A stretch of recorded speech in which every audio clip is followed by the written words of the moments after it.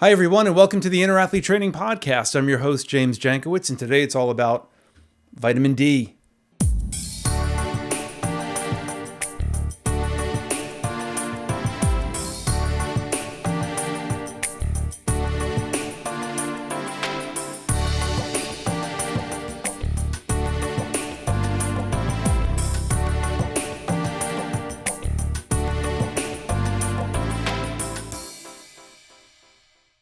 Hi, and welcome to the Inner Athlete Training Podcast. So today we're going to talk a lot about vitamin D. Vitamin D has been in the news a lot lately because of our COVID predicament.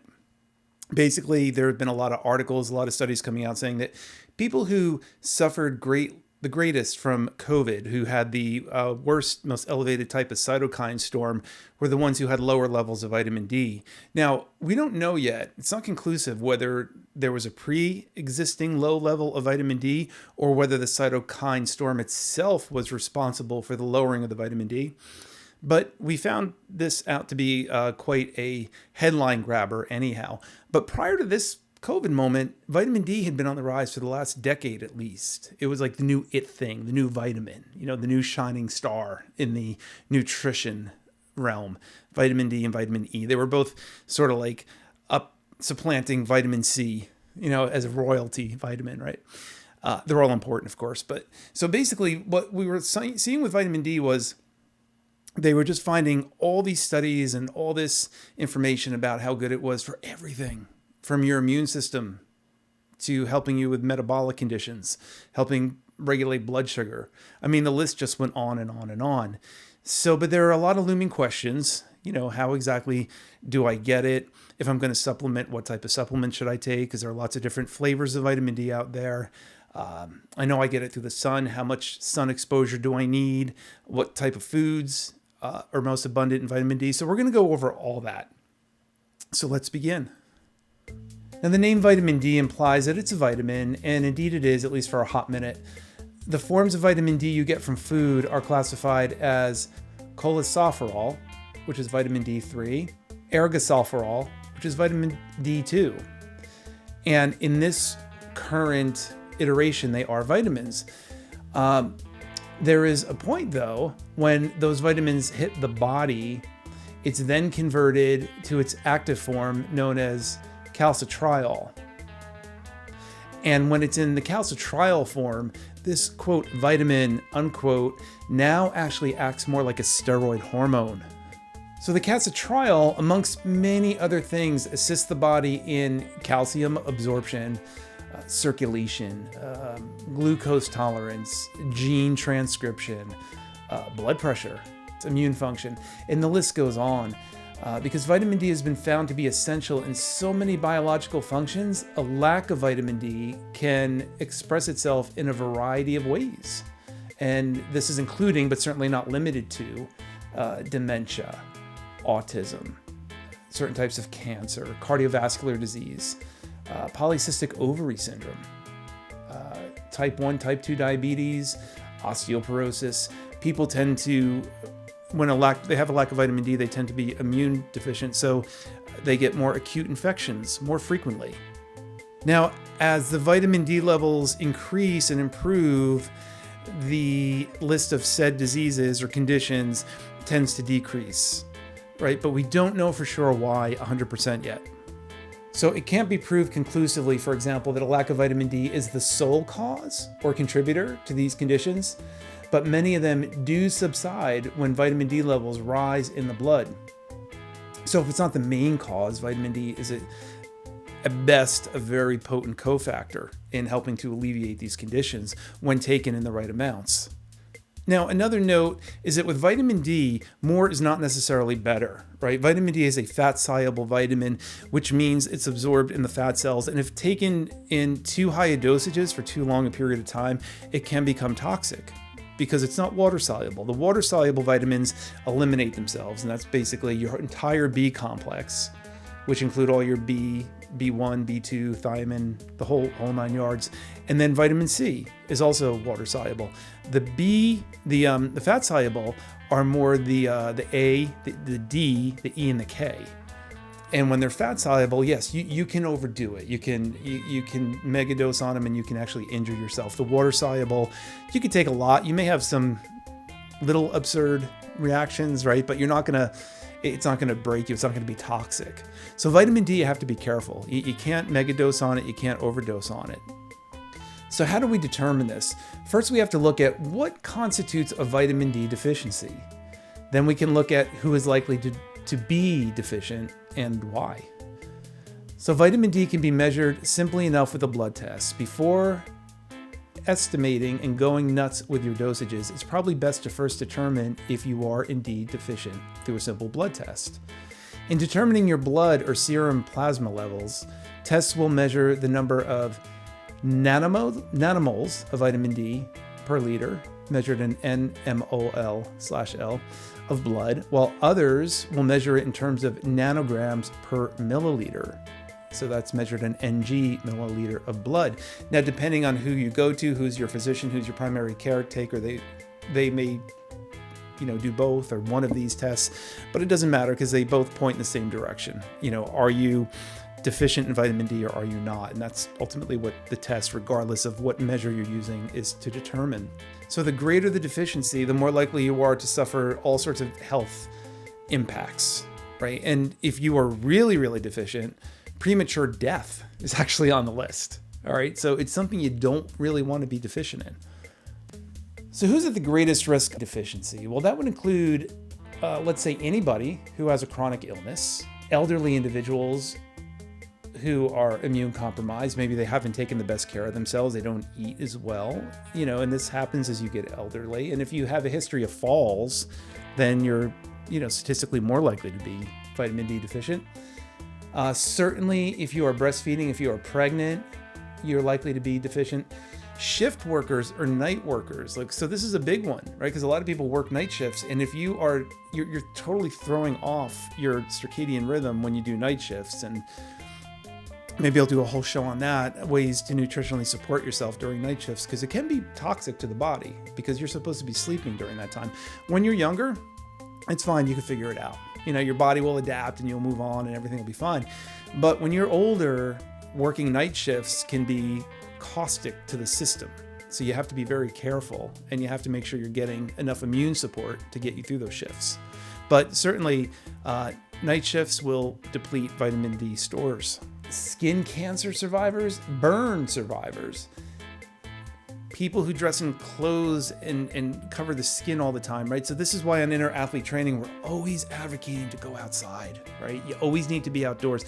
I don't care if it's the middle of winter. I don't care how hot it is in the summer, but you need to get out there on a regular basis because you need to expose as much as your body as you can. So if you can go out for short sleeves for a little while, if you can go out with shorts for a little while, even in the winter, we're only talking about small dosages. I did a whole video on how to train properly outdoors, how to dress for it. And we're going to do another addendum to that about breathing through the cold. But for the time being, just understand that you really need to get as much exposure as you can, especially in the wintertime, because there's not such an abundance of sun. So every time it's nice, like every time that sun is peeking through the clouds, every time even if it's a little chilly, you need to go out there and you need to get it. Because if you don't, you run a risk of being vitamin D deficient, because vitamin D is best created in the human body through sunshine. Now you can get it through food and you can get it through supplements, but the tried and true method, the most natural way of absorbing it, is just to have exposure to the sun. So you want to get as much exposure to the sun as possible so you don't become vitamin D deficient. People categorized as obese, who fall into that obese number, that obese qualification, are definitely at risk for vitamin D deficiency. Non-white individuals and people who live in the northern hemisphere. Now, why non-white? If you are Caucasian, you will absorb and make that transfer of vitamin D much more easily than somebody who is of a darker skin pigment. That's just the way nature rolls, right? So it's important to make sure if you do have darker skin that you work a little harder. You may have to supplement even in the summertime. You may have to supplement or take extra food that has vitamin D because you still may not get enough. But these are things that you can determine when you visit your doctor and when you get tested for vitamin D, which we're very, very much encouraging. So who's not at risk? Basically, children tend not to be at risk. Elderly who are generally healthy, elderly who have their act together and are eating well and staying hydrated, and they tend not to run deficient. And of course, European Caucasians generally not at risk for the reasons we mentioned before. It's a skin pigment issue.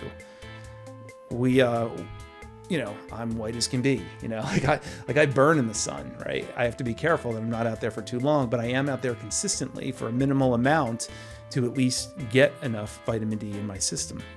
So how much vitamin D should we get? So the European Journal of Clinical Nutrition reviewed the guidelines of a number of different health authorities.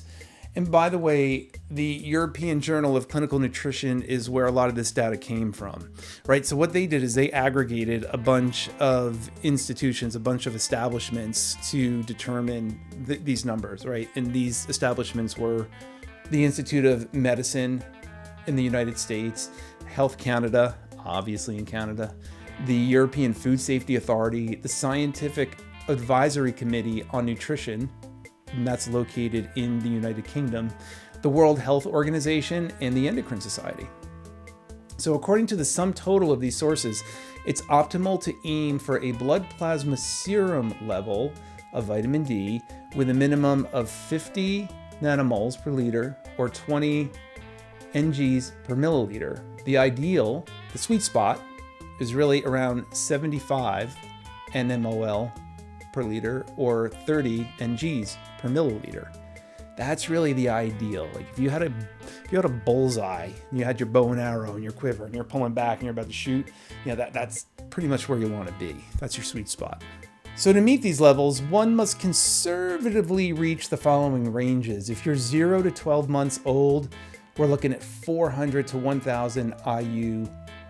Now, vitamin D is measured when you go to the health food store and you look at your vitamin D level. It's generally measured in IUs, which stands for international units, right? So that's the way you want to determine it. So if you're 0 to 12, you're looking at 400 to 1,000 international units.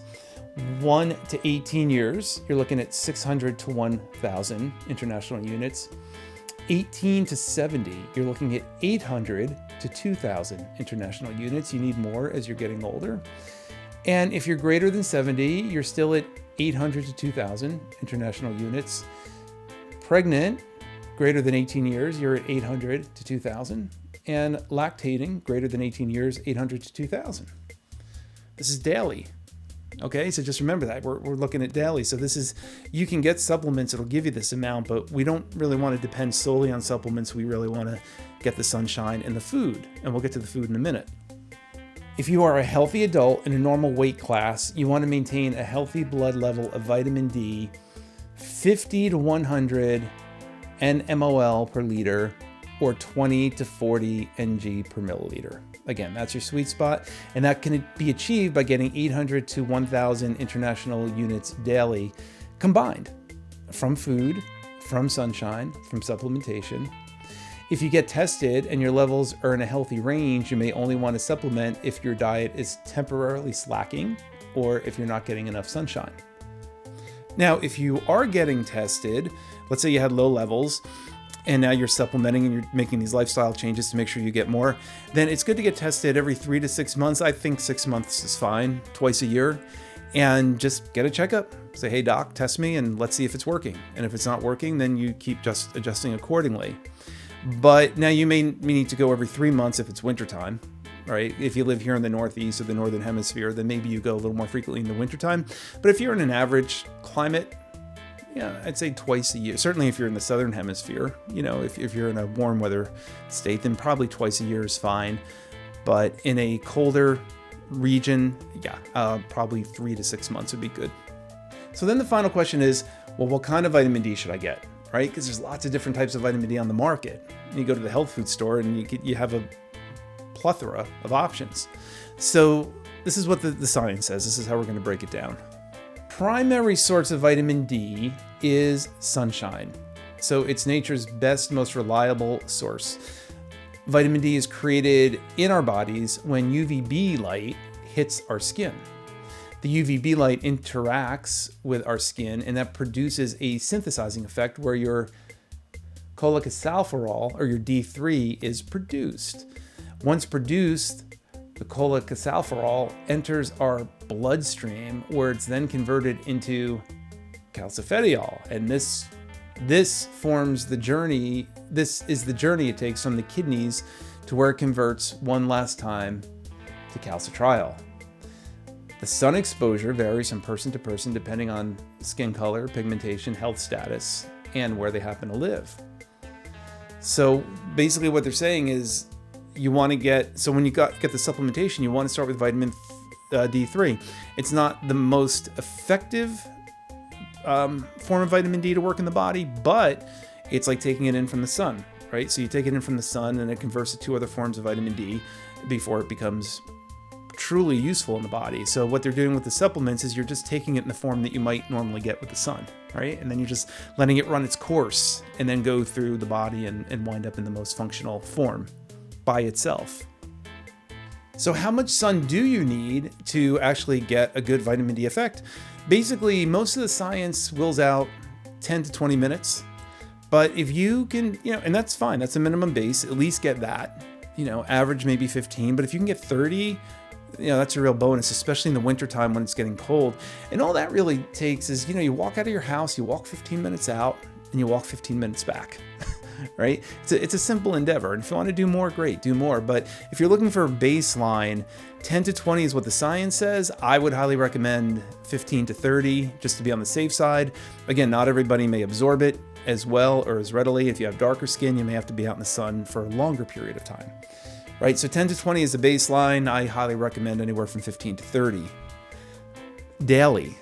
Right? So you want to be doing this daily, whether it's the summertime, whether it's the wintertime, you want to be out there doing it every single day. You need to go out and you need to get your sunshine. It's almost like it's a prescription, right? You go outside and it's kind of like you have to get your prescription of vitamin D. So, and you need your oxygen too. So when you go outside, don't even look at it as exercise. Look at it as like you have to bathe in vitamin D and oxygen in order to stay healthy. Right? So you need to go out for what I always call your vitamin D bath and your oxygen bath, right? So very important to get out there. Like I said, minimum 10 to 20 minutes. If you can stretch 30 minutes, even on the coldest day, that's awesome. As much skin exposure as you can comfortably produce. I do relatively well in the cold. I'm out running all year round, a lot of times in shorts, even in the dead of winter. I insulate the upper body pretty well, but a lot of times I'll be out in shorts because legs are big, right? And I want them to get as much sun exposure as possible. So face is getting exposure, the legs are getting exposed. And so whatever degree you're comfortable with, even in the coldest days, just try to get as much skin exposure as you possibly can in order to absorb as much vitamin D as you can. What are the best food sources of vitamin D? Well, certainly oil-rich fish. We're talking mackerel, we're talking sardines, we're talking trout, we're talking herring, we're talking salmon. Eggs and cheese, very good sources of vitamin D. Fortified dairy and non-dairy milks. And now mushrooms, right? You wouldn't think of this, but mushrooms are out in the wilderness and they get exposed to sunshine, and they have a mechanism that's similar to ours. Like the more sunshine they're exposed to, the more vitamin D they produce. So if you get mushrooms that have been in the sunshine for a long period of time, you'll get very vitamin D rich mushrooms. But obviously you have to be careful with mushrooms. Get them from the store. Don't go picking them in the woods. If you pick the wrong one, you can die.